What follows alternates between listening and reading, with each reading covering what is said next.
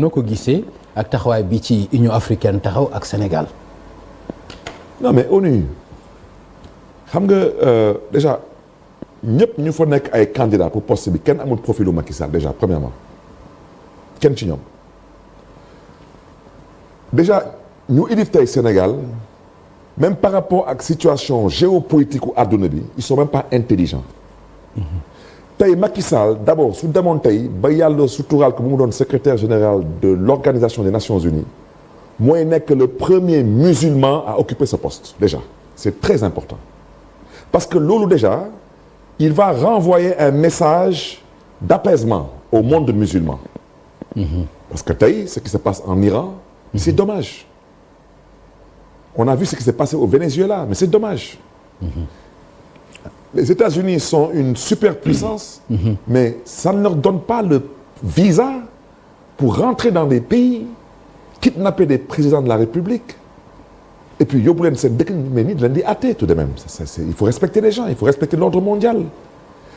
Les Américains, ils ont l'arme nucléaire, ils ont l'arme atomique, mais d'autres pays. ci nga bokk de Américains yi. Non, man Sénégalais là. J'ai été naturalisé mais je le reconnais c'est pas important. D'accord. Voilà. non abonné américain man la ci nga bokk rek ñun avancé. Non, mais pour la petite histoire. Okay. Actuellement dugal naa sama procédure pour me débarrasser de ma nationalité parce que loolu c'est important c'est très important. Voilà donc. Okay. Mais ce que j'explique par là. Ok. Tout de même. Donald Trump. lu muy def nii mais Joe Biden ne l'aurait pas fait. Barack Obama l'aurait pas fait. Même des républicains comme lui même les présidents Bush père et fils ils l'auraient pas fait. lii dafa ñaaw.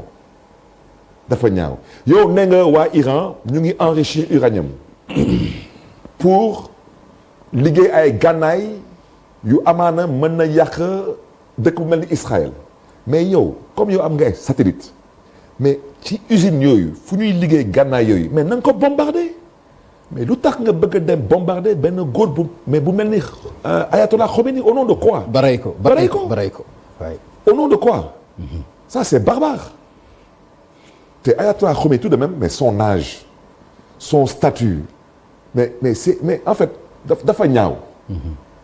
te moom Donald Trump américain yi ànduñu si ak moom le peuple américain n'est pas d'accord avec cette guerre donc tey Macky Sall secrétaire général de l'ONU c'est tout de même un musulman qui est assis quelque part. Jusqu'à preuve du contraire il sait que ay mbokkam jullit ñu ngi fële ñu ngi leen di rey benn. Deuxièmement, c'est un Africain, c'est le seul Africain.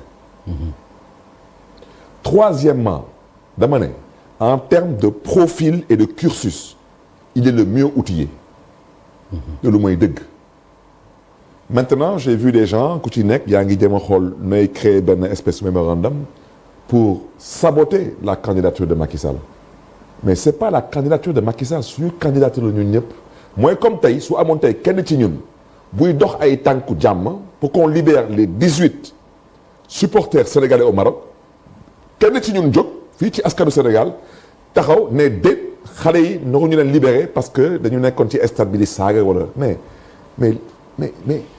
à un moment donné mais on est un peuple un but une foi ou bien on est autre chose. Ah oui, un peuple un but une foi. C'est tout. wax dëgg Macky Sall doomu Sénégal la dañ ko nar a jàppale Macky Sall mooy jàppale Sénégal jàppale Macky Sall mooy jàppale Afrique. Macky Sall man de xaw ma kan wante man de su ma nekkoon président du Sénégal ñi taxaw fële nekk day dox si palais bi pour ñu wut si ma Pape wallaay du ko fekkee non du ko fekkee parce que dama ñàkkul jom te du ma maslaa ba ñu may masaale nit ma nekk président du Sénégal nga nekk lu ñu def Samuel Domo moom nga may def. balaa nga ma koy def man ma def la ko yow parce que nag nit da ngay ñite nit ñi di ànd ak yow ñun xëccoo nañu. Ablaye Wade xëccoo et cetera tëj kaso génne et cetera mais bon la vie continue.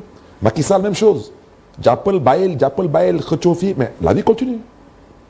mais ay dama lay rey mais c'est quoi ces histoires là après yow maintenant nga nekk ci dëkk bi di toj di taal di agresser ay nit di song ay nit ba seen biir kër yi.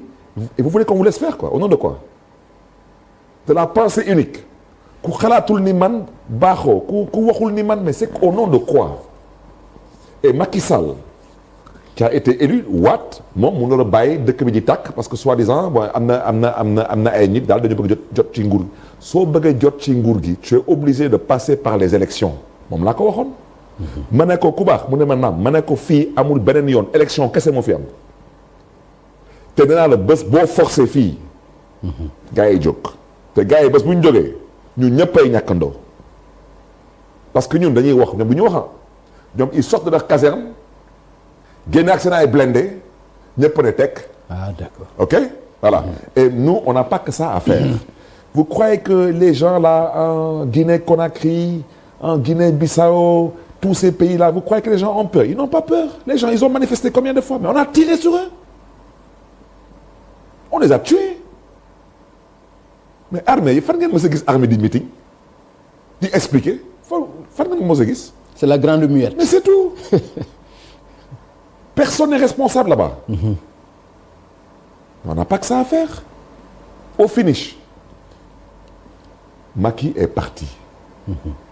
Au finish, les autres sont restés dans les casernes. La vie continue. Moo tax ma ne la ku fi nekk nii il a intérêt à ne pas reproduire certaines erreurs de Macky. Il doit laisser tout le monde compétir. Lu fi Macky tegoon pour éliminer gars yi du yoon man grand bi wax naa ko bés ma ne ko mais grand yow da nga bëgg a nekk roi des arènes. mais bëgg a bëree mënul nekk grand. yow mënoo toog tey nga da nga bëgg a doon roi des arènes mais doo jàkkaarloo ak Modou Lo doo jàkkaarloo ak Eumeu Sène doo jàkkaarloo ak Balla Gaye doo yow daal na gars yi di Yawou Dial au nom de quoi Yawou Dial day compétir ci catégorie am mais pas pour être roi des arènes à un moment donné loolu la quoi mënoo nekk di jouer nawetaan bëgg dem coupe du monde mënul nekk. donc man Pape. man noonu laa gisee mbir bi te pour le secrétariat général de l'ONU vraiment et puis au passage toutes ces agitations là ne pourront pas faire retirer à Macky Sall sa candidature. te Macky Sall su nekkee rek France. Russie. Chine. dina jàll. ñetti man xoolal wër na ma France Russie Chine su nekk tamit xoolal dëkku naar yi ay Arabie Saoudite et cetera dina jàll parce que xam nañ ko ils le connaissent qu'on le veuille pas Macky Sall est l'un des plus grands hommes d'État de son temps loolu may dëgg te moo ko liggéey nag. venant de Barthélémy Diaz. non mais c'est la vérité. c'est la vérité. Abdoulaye Wade c'est comme su ma la waxee tey Abdoulaye Wade parce que mooy dëgg mooy comme su ma taxawee fii tey saa bu du fóot boppam mooy comme su ma taxawee fii tey ma ne la j'ai été l'un des meilleurs maires pour ne pas dire le meilleur maire de Dakar mais mooy dëgg te saa bu rek du fóot boppam en toute modestie parce que lu ma liggéey je l'ai fait en 2 ans Pape tey lu ma lay wax nii c'est pas parce que maa ngi toog fii aujourd'hui ton émission est l'une des émissions sinon l'émission la plus suivie dans ce pays mooy dëgg. mooy dëgg mais yaa ko liggéey Pape mais nag da ngay cokkaas mais yaa ko liggéey. d'accord léegi ci li ma bëgg a dellu si mooy la solution ci Washington nga ko yaakaar quoi Banque mondiale ci loolu nga xalaat ni moo mën a redresser réew. non pas du tout je considère que loolu pour redresser ko on doit être d'accord tout de même que lu ñuy waxante ak suñu partenaires yi technique comme financier on doit le respecter en toute transparence pas d'opacité mais par exemple tey imagine-toi le rapport trimestriel d'exécution budgétaire. On refuse de le mettre sur la table. te loolu c'est une obligation mais Pape mais naka nga bëgg waa FMI waa Banque mondiale mais gars yi dañu respecter c'est-à-dire que ñun on refuse même de respecter la réglementation qu'on s'est fixée. yow sa souveraineté xam nga fi mu yem nga taxaw ne maa moom suñu bopp FMI ne la yaa wax dëgg yaa moom sa bopp. à partir de ce moment FMI da dem toog Washington ñu bàyyi ak sa dëkk def la neex te actuellement lu la neex nii mooy tu es en train de détruire ton économie c'est ça la vérité parce que tout ce que tu empruntes ce n'est pas pour produire ce n'est pas pour investir tu empruntes seul Dieu sait pourquoi. Tu n'es même pas capable de payer des bourses même les bourses familiales yaa fi annoncé woon que da nga koy relancer mais kenn gisu ko ci Korité bi te gars yi nga ko doon xaar les paysans lu yàlla xam doy na sëkk donc Pape xam nga Pape à un moment donné il faut qu'on se dise la vérité moo tax ma la sànq man quand je dis que cette brochette d'incompétents et d'incapables Pape ku mën def ñëpp seede que yaa ngi liggéey mën nga yaa ngi def mais Pape soo mënulee wax dëgg yàlla am na lu la tubaab di wooye tu es un incapable. alors mais man dégg naa sa doomu ndey mu ne bu yoroon affaire bi du demee nii. kan. sa doomu ndey. non loolu yëpp ay xeetu dóor la non dégg naa ko mu ne bu doon moom la affaire bi du demee nii. mais ay xeetu dóor la xam nga moom il n'est jamais responsable de rien du tout nee naa leen waa ji bu ngeen fal noonu mooy Massamba nee naa leen Massamba bu leen ko mere parce que ñoo ko tooñ ñoo ko teg lu mu antanul ñoo ko tooñ moom sax ci boppam Mademba nee na Massamba il a un problème d'autorité pour ne pas dire autre chose bon mais moom lu mu waxut